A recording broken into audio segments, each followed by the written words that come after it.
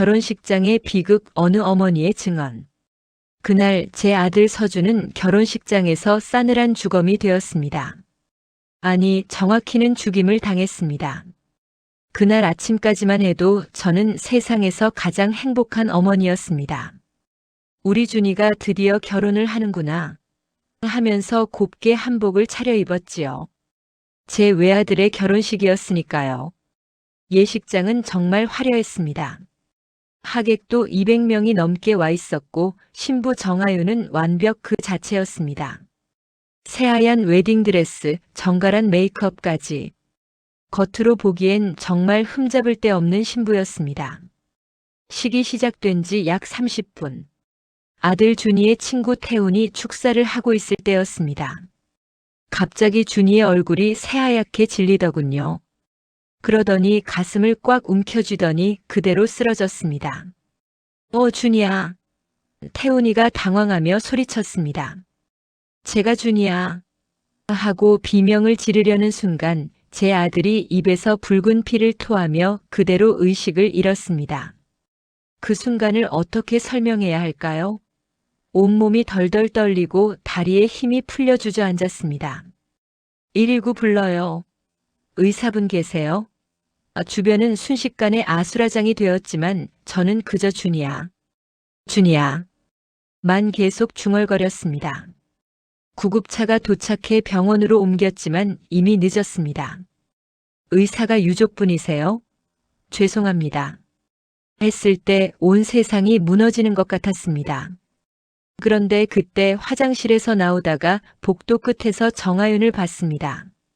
아까까지 오빠 일어나 하며 울부짖던 사람이 지금은 눈물 한 방울 없이 구석에 앉아 누군가와 끊임없이 문자를 주고받고 있는 겁니다.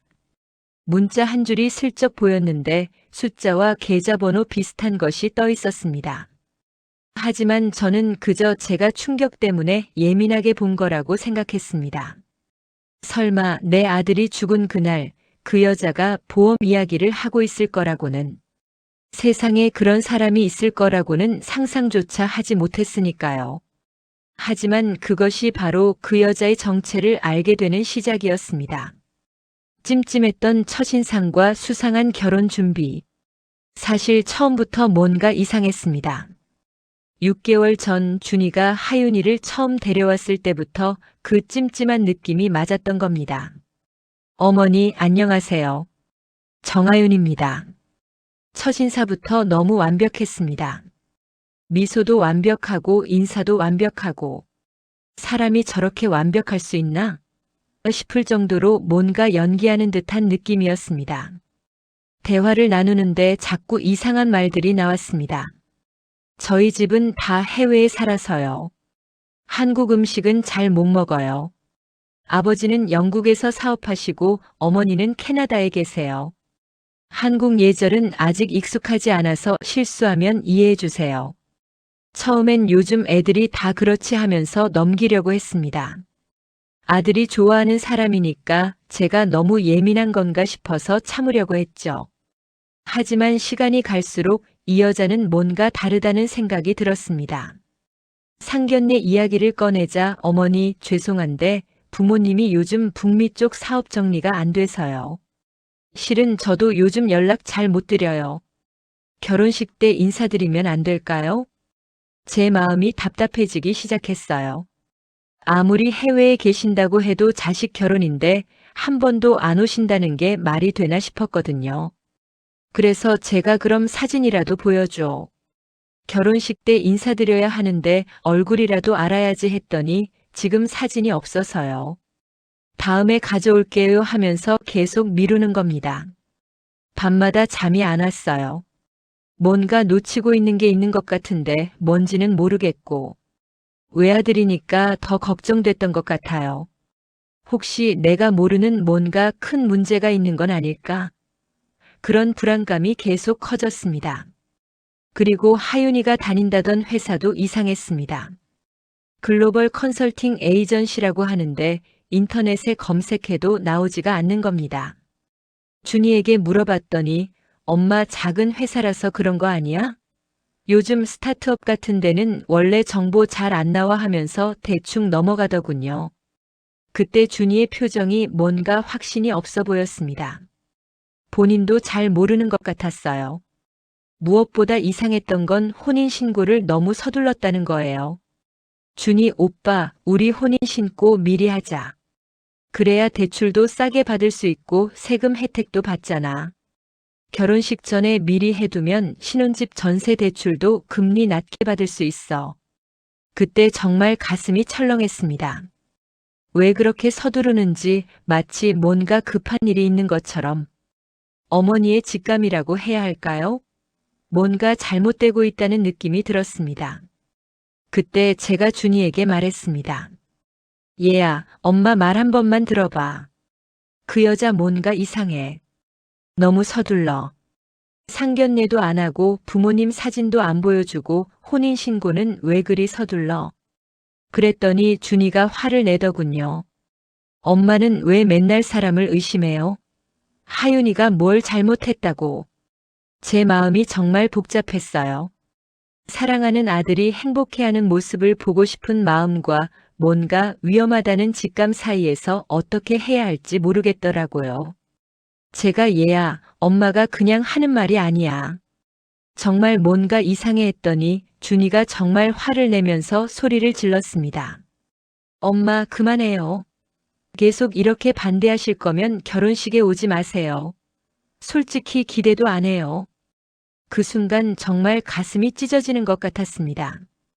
평생 저만 바라보고 살았던 아들이 처음으로 제게 그런 차가운 말을 하는 거예요.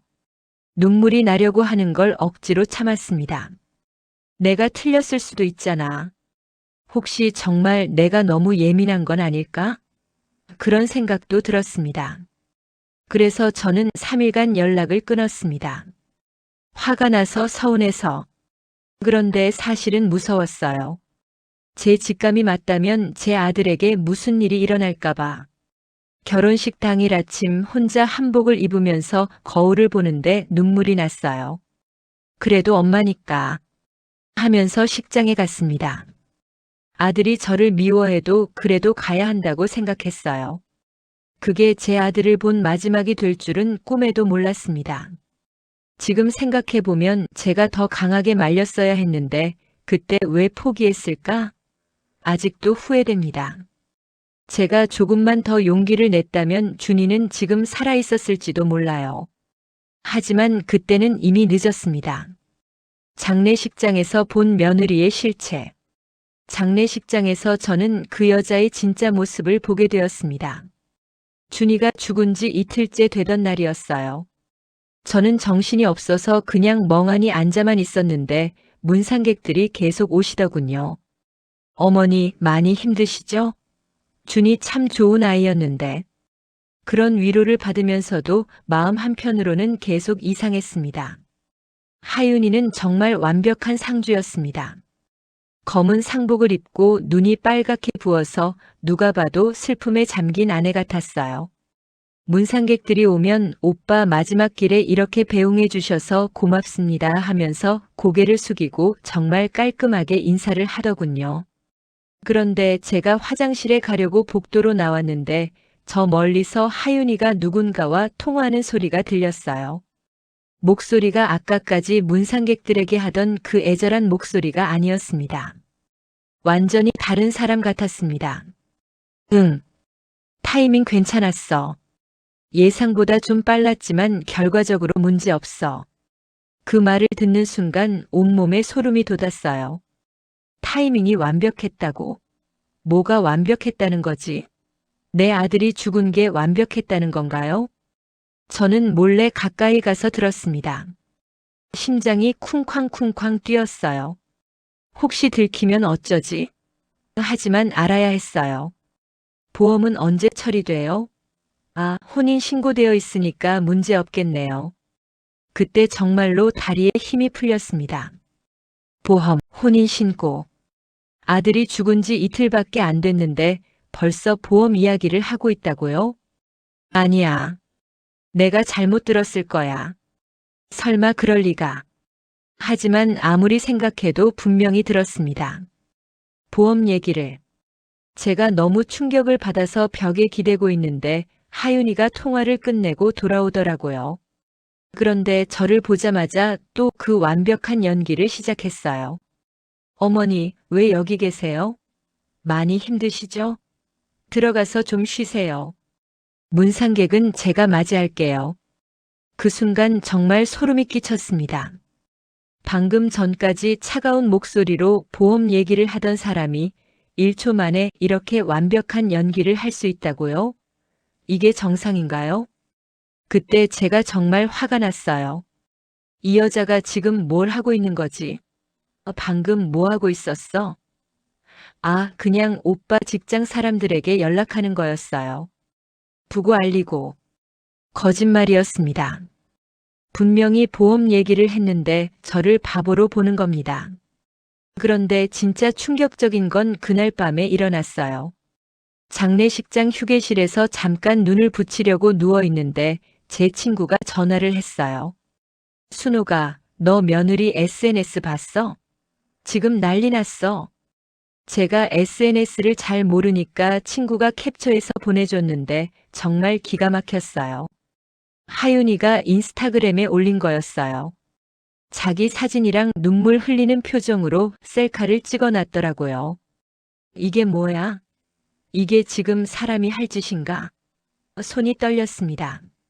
화면을 제대로 볼 수가 없을 정도였죠. 갑작스러운 이별에 정신이 없습니다. 준이 오빠를 사랑해주신 모든 분들께 감사드려요. 위로의 마음은 아래 계좌로 부탁드립니다. 그 밑에 계좌번호가 적혀 있었습니다. 댓글도 진심으로 애도합니다. 돈 보냈어요. 힘내세요. 이런 것들이 주르륵 달려 있었습니다. 얘가 정말 미쳤나? 머리가 돌 것 같았어요. 남편 죽은 걸 가지고 장사를 하고 있다고요? 제가 너무 화가 나서 그냥 그 자리에서 하윤이를 불러냈어요. 너 지금 뭐 하는 거야? 제가 소리를 지르니까 하윤이가 깜짝 놀라면서 돌아보더군요. 어머니, 무슨 일인데 그러세요? SNS에 올린 거 봤어. 계좌번호까지 올려놓고 돈 받고 있다며. 그랬더니 하윤이가 정말 뻔뻔하게 대답했어요. 요즘은 다 SNS로 마음 전하는 거잖아요. 저도 저 나름대로 애쓰고 있어요. 준이 오빠도 분명 이해할 거고요. 이해? 남편 죽은 지 이틀밖에 안 됐는데 인터넷에 계좌번호 올려서 구걸하는 게 내 나름대로 애쓴다는 거니? 어머니, 목소리 좀 낮춰주세요. 여기 장례식장이에요. 내가 뭔데 나한테 그런 소리를 해? 내 아들이 죽었는데. 법적으로는 저도 준이 오빠 가족이에요. 어머니도 상주지만 저도 상주거든요. 제가 너무 화가 나서 그냥 그 자리에서 소리를 질렀어요. 너 뭔가 숨기고 있는 거 아니야? 처음부터 이상했어. 부모는 어디 있고 직장은 정말 다니는 거고 혼인신고는 왜 그렇게 서둘렀어? 하윤이가 잠깐 정말 잠깐이었는데 표정이 변하는 걸 봤습니다. 그 완벽한 미소가 일그러진 것 같았어요. 그때까지도 혹시나 했는데 그 눈빛을 보는 순간 확신이 들었어요. 어머니, 지금 뭘 의심하고 계신 건가요? 의심? 당연히 의심하지. 내 아들이 결혼식장에서 갑자기 죽었는데. 그 말을 듣자마자 하윤이의 표정이 완전히 돌변했어요. 아까까지 그 착한 며느리 표정은 온데간데 없고 정말 차갑고 무서운 표정이 되었습니다. 이게 진짜 모습이구나. 등골이 서늘했어요. 이런 사람이 제 아들 옆에 있었다는 게. 어머니, 말씀 조심하세요. 근거도 없이 사람을 의심하시면 안 되죠. 자칫 명예훼손으로 고소당하실 수도 있어요. 명예훼손? 고소? 이 여자가 지금 저를 협박하고 있는 건가요? 그때 확신했습니다. 이 여자가 뭔가 숨기고 있다는 걸. 정말 뭔가 큰일을 저질렀다는 걸. 결백한 사람이 왜 고소 얘기를 먼저 꺼내겠어요? 내가 숨긴 게 뭔지 엄마인 내가 끝까지 밝혀낼 거야. 내 아들 그렇게 허무하게 죽게 두지 않을 거야. 어머니, 이제 그만하세요. 준이 오빠가 어머니 이러시는 거 보면 얼마나 속상하겠어요. 그 여자가 죽은 제 아들을 방패막이로 쓰고 있었어요. 준이의 이름을 입에 담으면서 어떻게 이럴 수가 있지? 정말 인간이 맞나? 싶었어요. 이 여자를 그냥 둘 수 없다는 생각이 들었습니다. 제가 뭔가를 해야 한다는 생각이 들었어요. 내가 뭘 했는지 내가 반드시 밝혀낼 거야. 하윤이가 비웃으면서 말했어요. 어머니, 그러고 싶으시면 그러세요. 하지만 증거라는 게 있으셔야 뭘도 하실 수 있겠죠?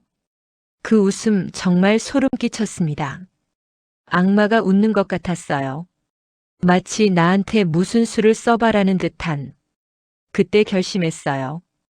이 여자가 뭘 했는지 반드시 밝혀내겠다고. 제 아들이 정말 억울하게 죽었다면 엄마인 제가 반드시 진실을 밝혀야 한다고 생각했습니다. 계획된 범죄의 증거들. 장례가 끝나고 저는 정말 끔찍한 진실을 알게 되었습니다. 준이의 장례를 치르고 나서 저는 정신이 없었어요. 그런데 해야 할 일들이 너무 많더군요. 보험 정리하고 은행 업무 보고. 아들이 죽으니까 이런 것들을 다 처리해야 하는 겁니다. 가장 먼저 구청에 갔습니다. 사망 신고를 하려고. 그런데 담당 직원이 이상한 말을 했어요. 어머니, 고인이 기혼자시네요. 배우자분이 직접 오셔야 하는데. 아, 네. 혼인신고는 했는데 그래도 제가 어머니니까 처리할 수 있는 거 아닌가요? 죄송하지만 법적으로는 배우자분이 우선이에요. 이상하네요. 그러면서 직원이 서류를 뒤져보더니 여기 보시면 혼인신고가 2주 전에 신고 완료됐네요. 혹시 서류 좀 볼 수 있을까요? 직원이 서류를 꺼내주는데 정말 기가 막힌 걸 봤습니다. 혼인신고서 보증란에 제 이름 박순옥이라고 적혀 있는 거예요. 이건 뭐예요? 내가 언제 서명했다고요? 어머니께서 서명 안 하셨어요? 여기 보증일란에 어머니 성함이 있는데. 아니에요. 저는 서명한 적 없어요. 서명을 자세히 보니까 제 이름이긴 한데 필체가 완전히 달랐어요. 대충 흉내만 낸 수준이었습니다.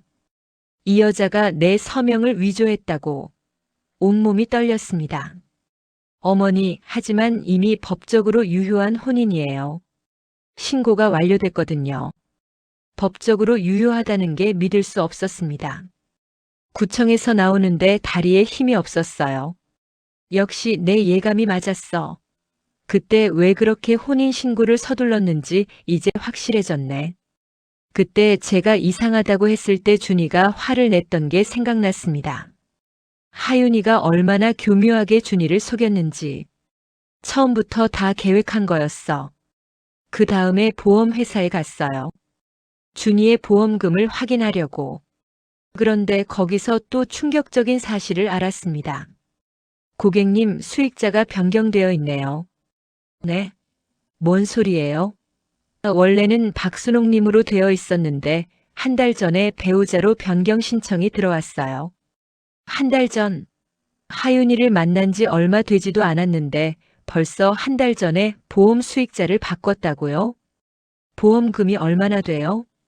생명보험이 3억, 상해보험이 2억, 총 5억 원입니다. 그럼 이 돈이 다 배우자한테 가는 거예요? 네. 법적 배우자이시니까 지급에 문제 없습니다. 그때 정말 무너지는 것 같았습니다. 이 여자가 내 아들을 돈 때문에 죽인 거구나. 내가 더 강하게 반대했어야 했는데. 내가 혼인신고를 막았어야 했는데.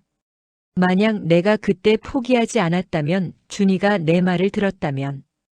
보험회사에서 나와서 벤치에 앉아서 한참을 울었습니다. 지나가는 사람들이 이상하게 봤지만 상관없었어요. 준이야, 엄마가 미안해. 엄마가 지켜주지 못해서. 그때 문득 내가 의심했던 모든 것들이 맞았다는 생각이 들었어요. 하윤이가 준이를 만난 것부터 빠른 혼인신고, 보험 수익자 변경, 그리고 결혼식 날의 죽음. 역시 내 예감이 틀리지 않았어. 이 모든 게 계획된 거였다고. 혼인신고로 법적 배우자가 되고 보험 수익자를 바꾸고 결혼식에서 독살하고 보험금을 받는다. 완벽한 계획 범죄였어요. 그리고 제 서명 위조로 저까지 공범으로 만들어버린 거였어요. 이 여자가 정말 악마구나. 아들의 마지막 전화와 부검 신청. 그날 밤 잠을 못 잤어요. 계속 생각해 보니까 뭔가 더 큰 비밀이 있을 것 같았습니다. 이렇게 치밀하게 계획할 수 있는 사람이 처음 해본 일일까? 혹시 다른 피해자들도 있는 건 아닐까? 그래서 결심했습니다. 이 여자의 과거를 파헤쳐 보기로. 그리고 준이의 마지막 전화를 떠올렸어요. 결혼식 전날 밤에 걸려온 그 전화. 그때는 그냥 결혼 전 긴장한 아들의 인사인 줄만 알았는데 지금 생각해 보니까 정말 이상했습니다. 밤 11시쯤이었나? 준이가 전화를 했어요. 엄마, 그동안 정말 고마웠어요. 순간 가슴이 철렁했습니다. 왜인지 모르게 그 목소리가 평소와는 전혀 달랐거든요. 갑자기 왜 그래? 내일 결혼식인데 긴장되나? 못해드린 게 너무 많아서 정말 죄송해요. 엄마 건강 챙기시고. 그때 저는 그냥 결혼 전 감상에 젖은 아들의 말인 줄 알았어요. 얘야, 무슨 유언 같은 소리를 해. 예쁜 신부하고 행복하게 살아야지. 아니에요. 그냥 평소에 말 못했던 거 말씀드리고 싶어서. 엄마 정말 고마웠고 사랑해요. 사랑한다고? 준이가 저한테 사랑한다는 말을 한 게 언제였는지 정말 오랜만이었어요. 얘야, 너 정말 이상해. 혹시 하윤이랑 싸웠어? 아니에요. 엄마 진짜 고맙고 사랑해요. 안녕히 주무세요. 그게 제 아들과 나눈 마지막 대화였어요. 그때는 그냥 결혼 전 감수성이 예민해진 거라고 생각했는데 지금 생각해 보니까 혹시 준이가 뭔가 눈치챘던 건 아닐까? 하윤이의 정체를 자기가 속고 있다는 걸 혹시 알고 있었던 건 아닐까요? 그래서 그런 인사를 했던 건 아닐까? 만약 준이가 정말 뭔가 알고 있었다면 왜 저한테 말하지 않았을까요? 왜 그냥 혼자 끙끙 앓고 있었을까요? 혹시 준이도 의심이 들었는데 저한테 말할 수가 없었던 건 아닐까요? 엄마가 처음부터 반대했으니까 혹시 엄마 말이 맞았다는 걸 인정하기 싫었던 건 아닐까? 그런데 또 생각해 보니까 제가 너무 강하게 반대했나 싶기도 하고, 아들이 저한테 고민을 털어놓을 수 있는 분위기를 만들어줬어야 했는데 계속 반대만 했으니까 준이 입장에서는 말하기 어려웠을 수도 있겠다 싶었어요. 그날 밤 준이 방에서 일기장을 찾아봤어요. 혹시 뭔가 단서가 있을까 해서. 하지만 일기는 없었습니다. 대신 책상 서랍에서 이상한 걸 발견했어요. 위장약이 잔뜩 있는 겁니다. 평소에 속이 안 좋다고 하긴 했는데 이렇게 많이? 그리고 핸드폰 충전기 옆에 작은 메모지가 하나 있었어요. 엄마 미안해요. 사랑해요. 손글씨로 적혀 있는 아직 전하지 못한 메시지 같았어요. 그걸 보는 순간 눈물이 펑펑 나왔어요. 준이야, 너 정말 뭔가 알고 있었구나. 그 마지막 전화가 작별 인사였던 거예요. 혹시 준이가 자기 몸에 이상이 있다는 걸 느끼고 있었던 건 아닐까? 하윤이가 뭔가 하고 있다는 걸 알면서도 어떻게 해야 할지 몰라서. 그때 정말 이 일을 절대 그냥 넘길 수 없다고 생각했어요. 제 아들이 그런 마음으로 죽어갔다면 엄마인 제가 반드시 진실을 밝혀야 한다고. 그래서 저는 부검을 신청했어요. 사망 진단서를 다시 보니까 사인이 급성 심정지라고 되어 있더군요. 너무 애매한 표현 같았어요. 준이가 죽을 때를 생각해 보니까 그냥 심장이 멈춘 게 아니었어요. 구토도 하고 얼굴색도 이상하게 변했고 뭔가 다른 원인이 있을 것 같았어요. 게다가 하윤이의 서명 위조, 5억 원 보험금, 그리고 준이가 계속 배 아파하던 것까지 너무 의심스러운 점들이 많았어요. 그래서 경찰서에 갔습니다. 정확한 사인을 알고 싶습니다. 부검을 해주세요. 어머니, 이미 사망 진단서가 나왔는데 굳이 부검을 하실 필요가 있을까요? 단순 병사로 보이는데. 제발 한 번만 확인해 주세요. 뭔가 이상해요. 혼인 신고 서명도 위조됐고 보험금도 5억이나 되고 그리고 며느리가 너무 수상해요. 결혼식 당일에도 보험 얘기를 했거든요. 어머니 심정은 이해하지만 부검은 쉽게 결정할 수 있는 게 아니에요. 그때 하윤이가 나타났어요. 어떻게 알고 왔는지. 어머니, 여기서 뭐 하세요? 부검 신청하러 왔어. 부검이요? 왜요? 준이 오빠 편히 보내드려야죠. 편히 보내? 아들이 어떻게 죽었는지도 모르는데. 어머니, 준이 오빠도 이런 거 원하지 않을 거예요. 그런 식으로 몸을 다시 열고 검사받는 거 너무 안쓰럽지 않으세요? 그 여자가 또 준이를 방패막이로 쓰고 있었어요. 시체 훼손? 진실을 밝히는 게 훼손이야? 어머니, 슬픔이 너무 커서 그러시는 거 이해해요. 하지만 현실을 받아들이셔야죠. 그때 경찰관이 말했어요. 부검을 하시려면 검찰청 승인이 필요해요. 그리고 명확한 의혹이 있어야 하고. 제 아들이 평소에 건강했거든요. 갑자기 결혼식장에서 그렇게 죽을 이유가 없어요. 증상도 이상했고. 죄송해요. 어머니가 너무 슬퍼하셔서 판단력이 흐려지신 것 같아요. 하지만 다행히 경찰관 중에 한 분이 도와주셨어요. 어머니, 일단 검찰청에 신청해 보세요. 정당한 의혹이 있다면 부검이 가능해요. 결국 검찰청까지 가서 간신히 부검 승인을 받았습니다. 일주일 후에 국과수에서 부검을 하기로 했어요. 그 일주일 동안 하윤이는 계속 저를 괴롭혔습니다. 어머니, 정말 마지막으로 말씀드릴게요. 부검 취소하세요. 왜? 뭐가 무서워서? 무서울 게 뭐가 있어요? 그냥 준이 오빠를 위해서죠.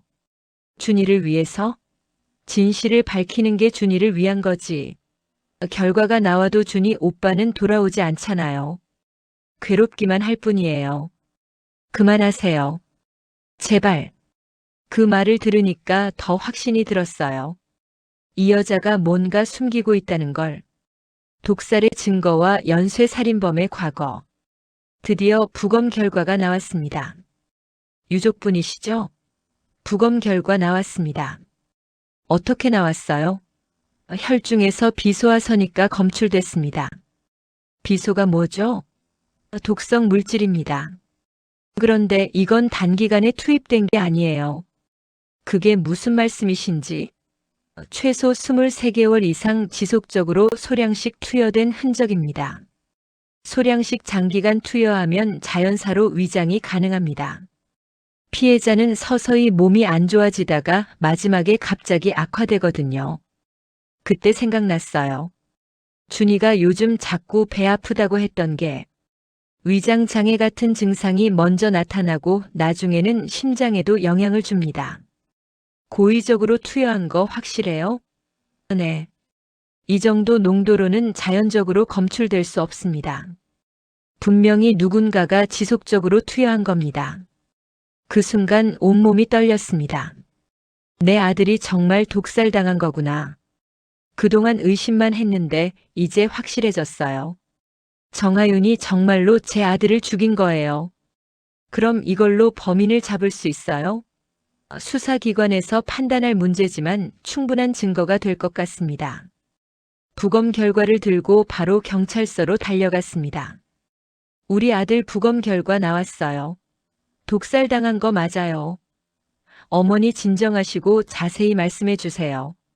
혈액에서 비소가 나왔대요. 23개월 동안 계속 누군가가 먹인 거래요.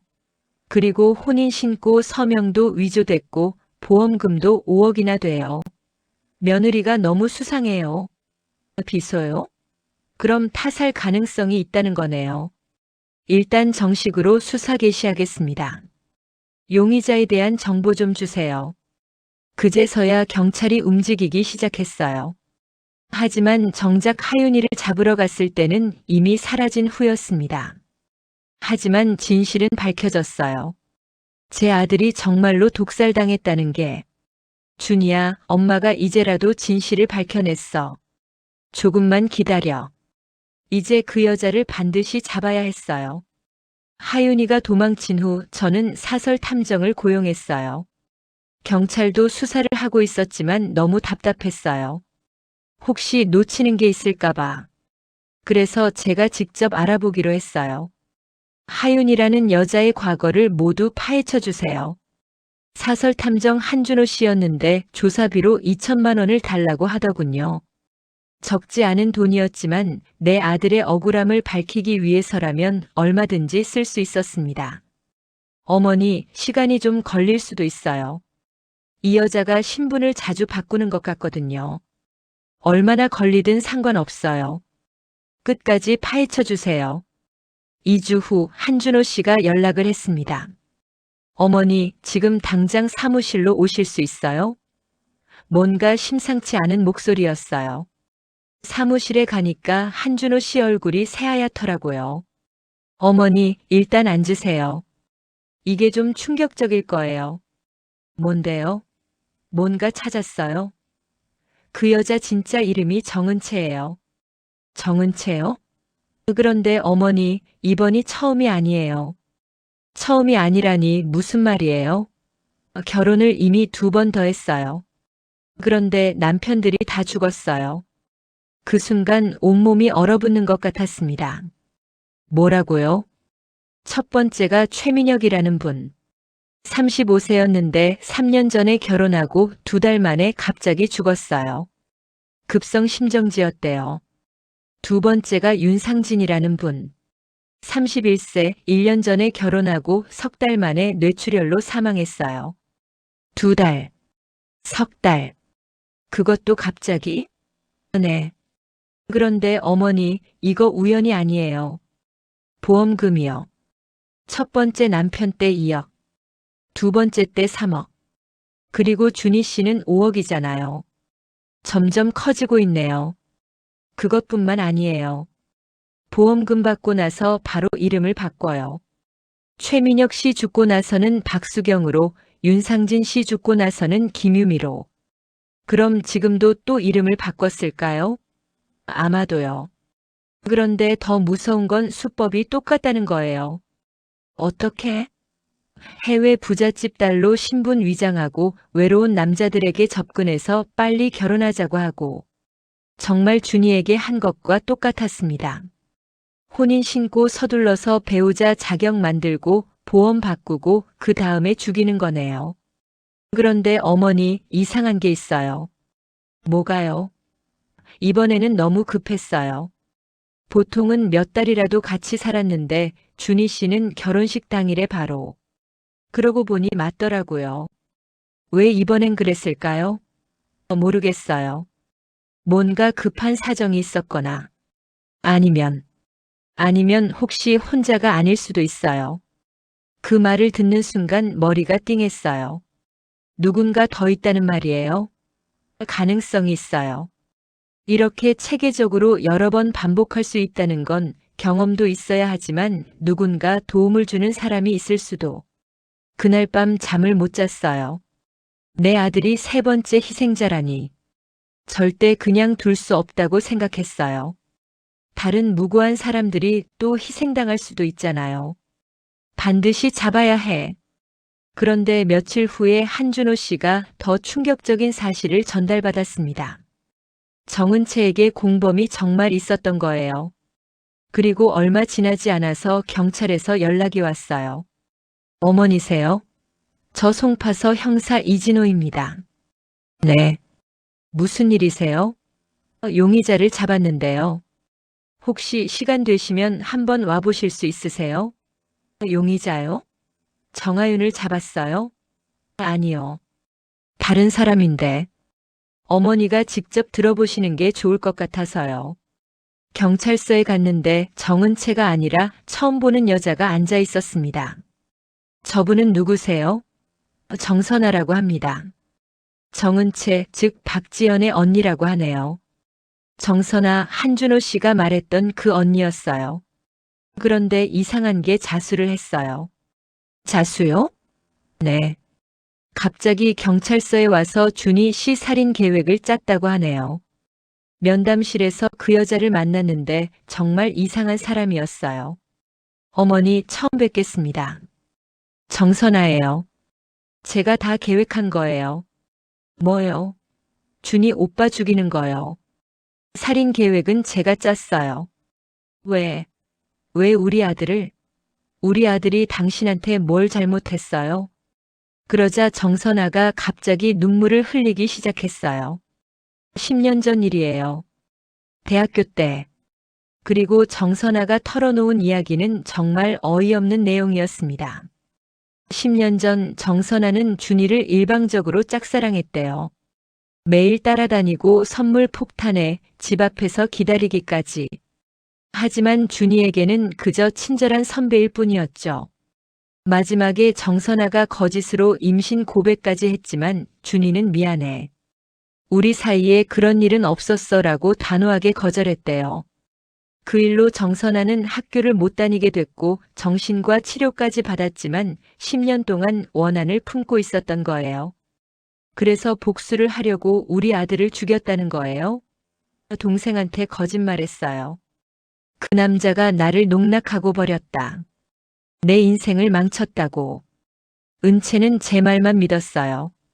그때 정말 어이없다는 생각이 들었어요. 거짓말로 동생까지 끌어들여서 내 아들을 죽였다고. 은채는 정말 몰랐어요. 제가 거짓말했다는 걸. 그럼 은채는 진짜 복수라고 생각하고 한 거예요? 처음에는요. 하지만 나중에는 돈맛을 알았죠. 첫 번째, 두 번째 결혼할 때부터 은채가 달라졌어요. 이거 괜찮은데? 생각보다 쉽네 이런 식으로. 결국 은채도 연쇄 살인마가 된 거였어요. 그럼 처음에만 복수였고 나중에는 돈 때문에? 네. 죄송합니다. 정선아가 계속 사과했지만 저는 화가 났어요. 죄송하다고요? 내 아들이 죽었는데. 준희 오빠한테도 미안하고 어머니한테도. 당신이 거짓말만 안 했어도 내 아들은 안 죽었을 거 아니에요. 네. 맞아요. 다 제 잘못이에요. 근데 왜 지금 자수한 거예요? 지연이가 또 다른 남자를 만났거든요. 또요? 네. 이번엔 정말 큰 돈이래요. 10억짜리 보험에. 점점 커지고 있었어요. 그래서 말렸는데 은채가 말을 안 들어요. 더 이상 못 보겠어서 자수한 거예요. 자기 동생이 더 큰 죄를 짓기 전에. 그런 마음이었나 봐요. 하지만 저는 이해할 수 없었어요. 그래도 우리 아들은 이미 죽었잖아요. 죄송해요. 정말 죄송해요. 정선아는 계속 사과했지만 죽은 준이는 돌아오지 않았어요. 면담이 끝나고 나서 경찰관이 말했어요. 정선아는 살인 교사 혐의로 기소될 예정이고 정은채는 아직 수배 중입니다. 언제 잡을 수 있는 건가요? 최선을 다하고 있습니다만 워낙 신분 위장에 능숙해서. 그때 정말 절망적이었어요. 진짜 범인인 정은채는 도망가고 공범만 잡혔다고 해서 뭐가 달라지나요? 하지만 포기할 수 없었어요. 반드시 은채를 잡아야 했어요. 무혐의 판결과 어머니의 사적 복수 시작. 그리고 정말 어이없는 재판이 시작됐어요. 몇 달 후 드디어 정은채를 잡았습니다. 인천에서 또 다른 이름으로 살고 있다가 붙잡혔거든요. 어머니, 범인 잡았어요. 이수진이라는 이름으로 지내고 있었네요. 재판장에서 정은채를 다시 본 순간 정말 소름이 끼쳤어요. 여전히 그 완벽한 표정을 하고 있더군요. 하지만 재판 과정은 정말 답답했습니다. 피고인 정선아 사건의 계획을 누가 세웠습니까? 저입니다. 살인 계획과 독극물 구입은 모두 제가 했습니다. 그럼 피고인 정은채는? 제 동생은 그냥 제 말을 믿고 따라한 거예요. 재판장님, 피고인 정은채는 언니의 거짓말에 속아서 시작된 일입니다. 처음에는 정말 언니를 위한 복수라고 생각했고, 검사가 소리쳤어요. 피고인은 이미 2차례 동일한 범행을 저질렀습니다. 하지만 그 당시에도 언니의 지시를 받았을 가능성이 높습니다. 그리고 더 가관인 건 정은채가 직접 증언할 때였어요. 저는 정말 언니 말만 믿었어요. 언니가 그 남자가 나를 버렸다, 복수해달라고 해서.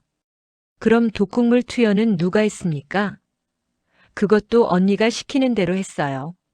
저는 그냥 요리에 넣기만 했을 뿐이고. 재판장님, 피고인은 언니의 조종을 받은 피해자이기도 합니다. 피해자? 내 아들을 죽인 년이 피해자라고요? 그때 제가 참다 못해 일어섰습니다. 재판장님, 저 여자 거짓말하고 있어요. 방청인은 조용히 하세요. 아니에요.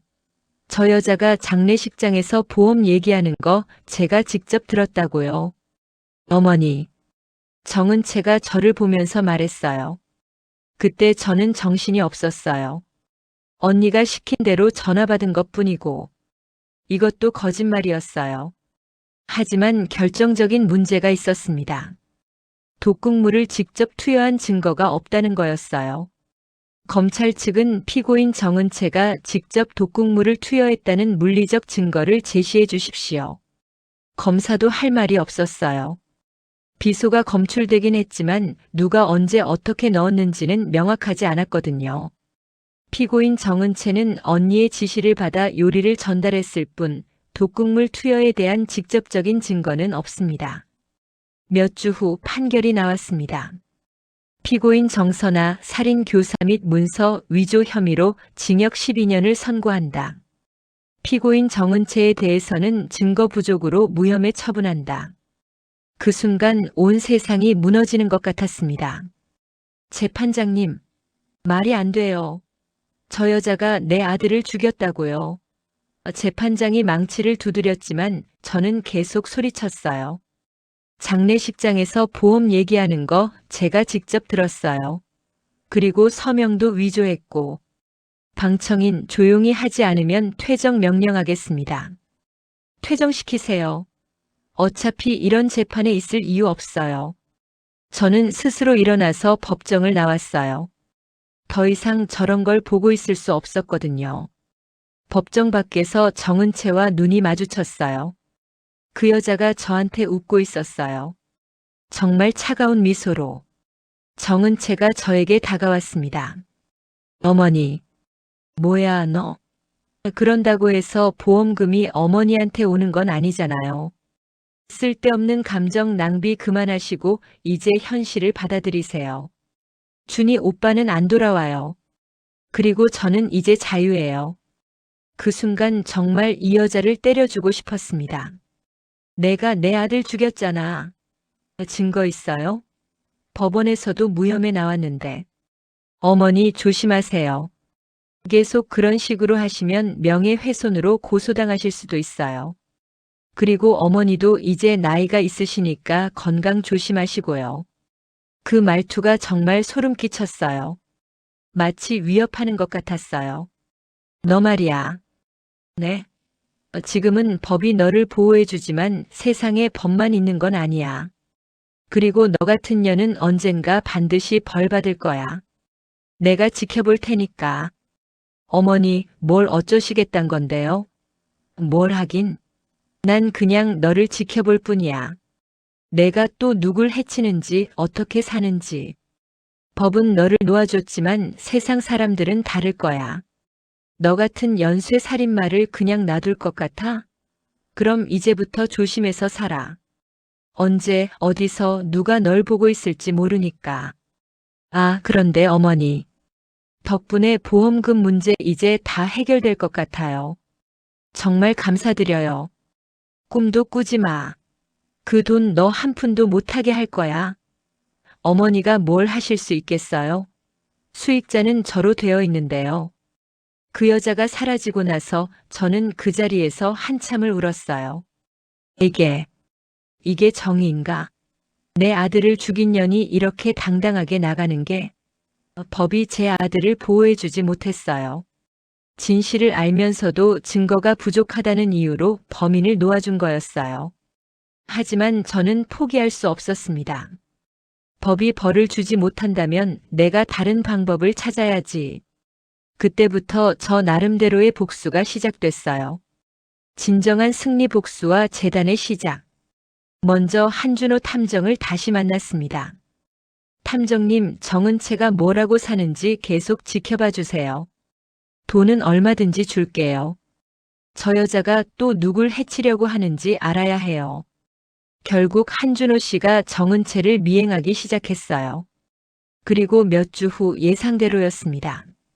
어머니, 정은채가 또 남자를 만나고 있어요. 뭐라고요? 40대 후반의 사업가인데 이혼한 지 얼마 안 됐대요. 박민우라는 분이에요. 또 시작된 거였어요. 정은채의 사냥이. 어떻게 접근했어요? 우연을 가장해서 카페에서 부딪혔다고 하네요. 정은채의 전형적인 수법이었어요. 그 남자를 구해야 했습니다. 하지만 어떻게? 그때 아이디어가 떠올랐어요. 익명으로 편지를 보내되 단순한 경고가 아니라 구체적인 증거와 함께 박민우 선생님께 당신이 만나고 있는 정은채 가명 정아율라는 여자는 연쇄 살인마입니다. 그리고 신문 기사, 재판 기록, 사망한 남편들의 사진까지 모든 자료를 복사해서 보냈어요. 며칠 후 한준호 씨가 연락했어요. 어머니, 박민우 씨가 정은채와 연락을 끊었어요. 정말요? 네. 그런데 정은채가 이상해졌어요. 누군가 자기를 감시하고 있다는 걸 눈치챈 것 같아요. 계속 뒤돌아보고 신경질적으로 변했어요. 그때부터 제 계획이 시작됐어요. 정은채가 보험금 5억 원을 받은 날, 저도 은행에 갔어요. 어머니, 여기서 뭐 하세요? 너 지켜보러 왔어. 지켜본다고요? 그래. 내가 그 돈으로 뭘 하는지, 또 누굴 죽이려고 하는지. 정은채의 얼굴이 굳어졌어요. 정말 그러지 마세요. 왜? 사실이잖아. 너 또 남자 만나고 있잖아. 다 알고 있어. 박민우 씨 말이야. 그 사람한테 내 정체 다 알려줬어. 그리고 이제부터 내가 누굴 만나든 다 알려줄 거야. 연쇄 살인마라고. 그만해주세요. 제발. 그만하기? 넌 내 아들 죽여놓고 그만하라고. 그날 이후 저는 정말로 정은채를 끈질기게 감시했어요. 정은채가 새로운 남자를 만날 때마다 그 사람에게 진실을 알려줬습니다. 직접 만나서든 전화로든 편지로든. 몇 달이 지나자 정은채는 아무도 만날 수 없게 됐어요. 소문이 퍼진 거였어요. 더 중요한 건 정은채의 과거 동료들, 지인들까지 다 알게 됐다는 거였어요. 어느 날 한준호 씨가 중요한 정보를 가져왔어요. 어머니, 정은채가 첫 번째 남편 최민혁 씨 죽일 때 사용한 독극물 아직 남아있대요. 뭐라고요? 정은채 집에서 발견됐어요. 경찰이 재수사 들어갔거든요. 최민혁 씨 가족이 부검을 다시 요청했어요. 어머니가 준희 씨 사건으로 유명해지니까 다른 피해자 가족들도 용기를 낸 거죠. 그제야 정은채가 정말로 위험해진 거였어요. 첫 번째 남편, 두 번째 남편 사건까지 재수사가 시작되고 결정적 증거들이 나오기 시작했어요. 정은채는 더 이상 버틸 수 없었나 봐요. 어느 날 밤 정은채가 저에게 전화를 했어요. 어머니, 그만해 주세요. 뭘 그만해? 제발 그만해 주세요. 난 아무것도 안 했는데. 그냥 진실을 말했을 뿐이야. 미치겠어요. 정말 미치겠어요. 너도 이제 알겠지? 다른 사람 괴롭히는 게 어떤 기분인지. 며칠 후 정은채가 스스로 경찰서에 가서 자백했어요. 하지만 그 이유는 제가 예상한 것보다 더 현실적이었어요. 모든 증거가 나올 거면 차라리 자백해서 형량이라도 줄이겠다는 계산이었거든요. 결국 정은채는 무기징역을 받았어요. 준이야, 엄마가 해냈어. 너를 죽인 여자가 드디어 벌을 받았어. 정은채가 감옥에 들어간 후는 처음으로 깊이 잠들 수 있었습니다. 10개월. 정말 긴 시간이었어요. 준이가 죽은 그날부터 정은채가 무기징역을 받을 때까지 매일 밤 잠들기 전에 준이 생각만 했어요. 엄마가 제대로 복수해 줄게. 조금만 기다려라고 혼자 중얼거리면서. 하지만 이제 정말 끝났어요. 며칠 후 준이 무덤에 갔습니다. 준이야, 엄마 왔어. 묘비에 새겨진 준이 이름을 만지면서 눈물이 났어요. 하지만 이번에는 분노의 눈물이 아니라 뭔가 후련한 눈물이었습니다. 그 여자 드디어 잡혔어. 무기징역 받았어. 바람이 살짝 불면서 마치 준이가 대답하는 것 같았어요. 엄마가 해냈어. 너를 죽인 여자가 이제 평생 감옥에서 썩을 거야. 그런데 이상하게도 복수를 끝낸 지금 마음이 허전했어요.